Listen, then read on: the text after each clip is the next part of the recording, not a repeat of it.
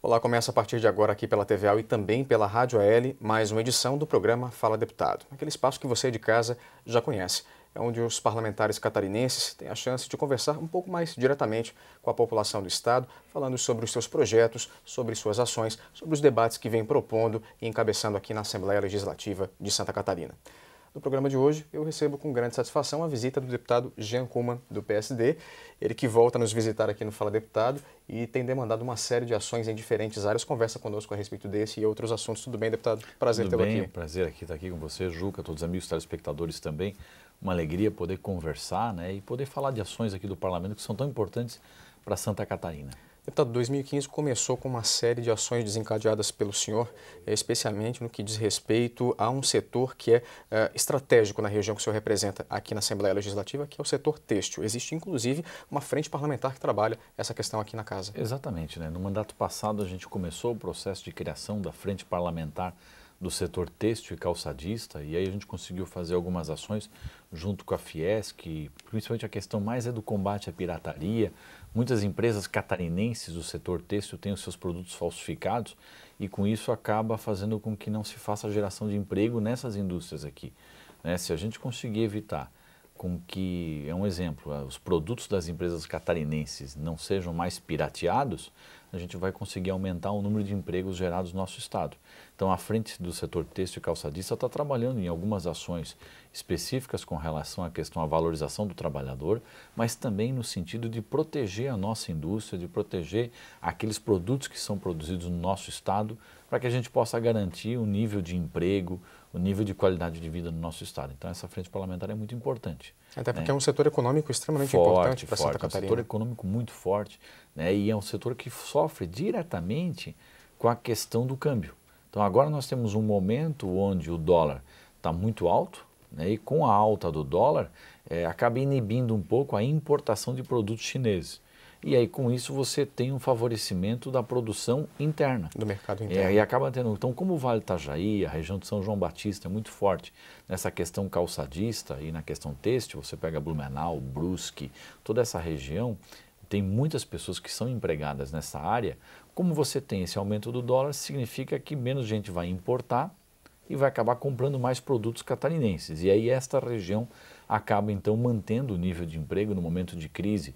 Isso é muito importante porque você acaba mantendo a economia aquecida nessa região e você permite com que a indústria possa crescer. Então o nosso trabalho é justamente nesse aspecto, de criar condições favoráveis no Estado, trabalhando também com a frente parlamentar em nível nacional, porque existe uma frente parlamentar federal do setor têxtil, que também é muito importante, para que realmente esse setor possa crescer, porque ele é um grande gerador de mão de obra, de valor agregado, gera muitos empregos e é muito importante para a qualidade de vida dos catarinenses. Tem outro segmento aqui no estado que estaria intimamente ligado à questão do setor têxtil e não só mais a outros setores, que é o setor de inovação. E também teve uma frente parlamentar criada aqui na casa para isso. A nossa ideia foi criar, primeiro, reforçar a importância da frente parlamentar do setor têxtil, porque existem muitos deputados nessa área, nessa região, que atuam na área têxtil, área calçadista, mas também trabalhar uma frente parlamentar do setor da inovação.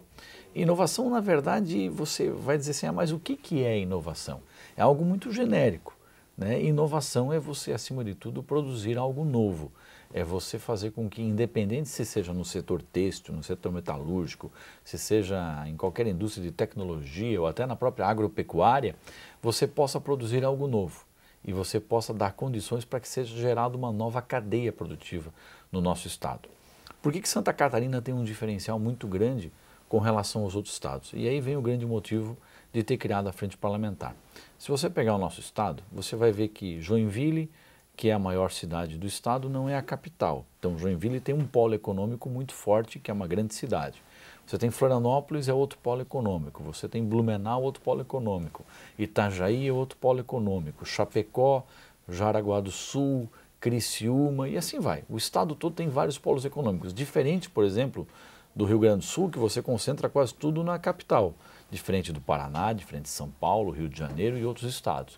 Então, o nosso estado possui vários polos econômicos regionais. Cada polo econômico desse tem um papel fundamental de criar novas tecnologias e novos meios de produção para continuar demandando emprego e renda e fazer com que o estado possa crescer como um todo. Então, o nosso objetivo, através da frente parlamentar, primeiro, é garantir com que sejam repassados os recursos necessários para pesquisa. Porque quando você faz com que o setor acadêmico do Estado, com que os nossos doutores, os nossos mestres possam produzir, possam fazer pesquisa e gerar novos produtos, você permite com que surjam novas indústrias. Ou você permite com que as atuais indústrias, nesses polos de desenvolvimento econômico, possam se fortalecer e gerar novos produtos. E com isso você aumenta a rentabilidade, aumenta o valor econômico dessas empresas, você aumenta a venda dessas empresas, fomentando você faz com toda a cadeia produtiva. Exatamente, você faz a cadeia produtiva crescer como um todo. Então, a questão da inovação tecnológica, o setor de inovação, ele é muito importante para o Estado, porque ele vai permitir com que Chapecó possa ter uma questão de inovação, por exemplo, na indústria de alimentos. Você permite com que a região do Vale do Itajaí possa ter uma inovação na indústria têxtil. Você permite com que haja na indústria metalúrgica um processo de inovação lá no setor lá em Joinville. E assim você vai conseguir trabalhar cada polo. E vinculado a isso, tem a criação dos novos distritos de inovação. Então, o Estado realmente tem uma condição muito diferente do restante do país nesse aspecto. Você tem polos econômicos distintos em várias regiões do Estado. Você tem agora o surgimento dos novos distritos de inovação. Você tem os parques tecnológicos no nosso Estado. Você tem instituições de pesquisa muito fortes, como, por exemplo, a questão da FAPESC, como a própria EPAGRE faz a pesquisa também. Você tem instituições, né, como a Fundação CERT, o Sapiens Park, você tem o Instituto Gênio em Blumenau, que também trabalha com a questão das incubadoras. Então, existe um ambiente, tanto acadêmico quanto empresarial, propício à inovação no nosso Estado, o que faz com que a gente possa manter a geração de empregos. Na prática, tudo isso que eu falei significa o seguinte: por que Santa Catarina, em dezembro, em janeiro e em fevereiro, gerou mais emprego do que São Paulo? Porque São Paulo está focado numa indústria automobilística, por exemplo, onde fecha lá tem um problema na venda de automóveis, gera um monte de desemprego. Aqui não tem uma única indústria, tem essa diversificação econômica. Por isso que a Frente Parlamentar da Inovação quer trabalhar essa vinculação do setor produtivo com a questão acadêmica, com o recurso para pesquisa, com o recurso utilizado justamente para gerar novos meios de produção, novas cadeias produtivas para que Santa Catarina possa continuar sendo esse diferencial do país que é hoje. Então, no caminho desse desenvolvimento todo, a gente acaba se deparando com algumas questões que ainda precisam de uma solução, em alguns casos, inclusive, emergencial. E a questão da mobilidade urbana, considerando que todos esses polos econômicos estão fomentando a economia da região e estão trazendo mais indústrias e automaticamente mais pessoas para poderem trabalhar, é claro que as cidades acabam tendo que incorporar todo esse novo volume. A mobilidade urbana acaba sendo um dos grandes gargalos. O senhor vem, inclusive, falando sobre os planos de mobilidade aqui na Assembleia. Eu alertei aqui na casa sobre a questão do plano de mobilidade urbana, porque nós tivemos a oportunidade de participar de uma reunião com o ministro das Cidades em Brasília, o ministro Kassab, e ele alertou justamente do prazo, dia 12 de abril, que era o prazo de entrega dos planos de mobilidade urbana por parte dos municípios. Municípios que possuem mais de 20 mil habitantes têm essa obrigação. Os recursos que estão tramitando atualmente, os projetos atualmente no Ministério das Cidades, não vão ser prejudicados por causa disso. Mas a partir do dia 12 de abril, nenhum município consegue apresentar um novo projeto de mobilidade urbana se não tiver o seu plano aprovado. E qual é o objetivo? É justamente fazer esse planejamento de cada cidade. Mesmo que Santa Catarina não tenha a sua população concentrada toda num único local, como é no Rio Grande do Sul, como é no Paraná, como é em São Paulo, ou seja, a maior parte da população na capital, Santa Catarina tem essa questão diversificada, a população muito bem distribuída, mas em Santa Catarina, por causa disso, não deixa de ter problema de trânsito, não deixa de ter problema de desenvolvimento urbano. Então, o plano de mobilidade urbana é fundamental. Até porque ele capta investimentos importantíssimos para essas regiões, né? Qual é o foco do Ministério da Cidade nesse aspecto? E por isso que eu alertei a minha preocupação. Para você poder chegar lá e pedir para um deputado federal uma emenda, antigamente o deputado federal garantia uma emenda, o ministro da cidade dizia, libera dinheiro aí para um projeto. Aí o cara chegava lá, daqui a pouco, aconteceu alguns casos, chegava a liberar o projeto de uma ponte que ainda não tinha acesso, não tinha nada. Ou então você pegava, às vezes, uma rua que atendia mais um interesse particular do que um interesse global, né, da cidade, de planejamento futuro. Agora, o que o Ministério quer é que toda cidade acima de 20 mil habitantes, que vai conseguir uma emenda de um deputado federal, ou que vai liberar um recurso no próprio Ministério das Cidades, tenha esse recurso liberado a um planejamento de mobilidade urbana. Porque nós temos que pensar o seguinte, sempre em cada cidade, seja ela de 20 mil habitantes, seja ela de 100 mil, seja de 200 ou de 300 mil habitantes, você tem que pensar para onde a cidade vai crescer, qual é a região dela que vai ter a parte industrial, qual é a região dela que vai ter a parte residencial, como vão ficar os critérios de comércio, onde você vai ter o perímetro urbano mais desenvolvido, menos desenvolvido. E aí quando você tiver tudo isso, você tem que começar a planejar. Onde vai ter que ter residências, né? Vamos colocar um programa do Minha Casa Minha Vida.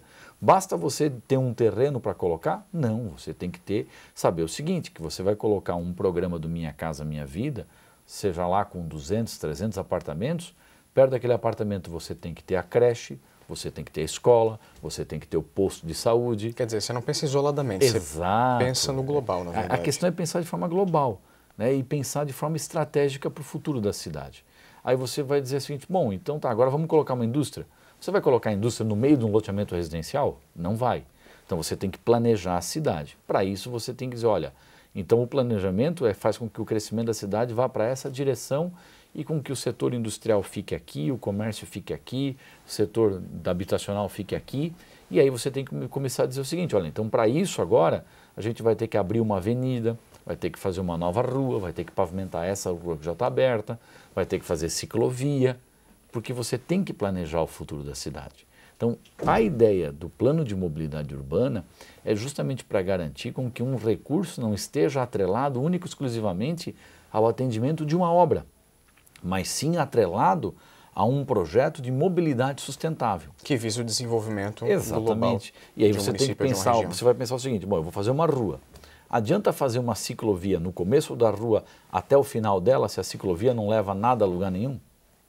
Não adianta. Então você tem que ter um planejamento de ligação das ciclovias, você tem que ter a calçada para o pedestre, você tem que garantir a acessibilidade para o cadeirante.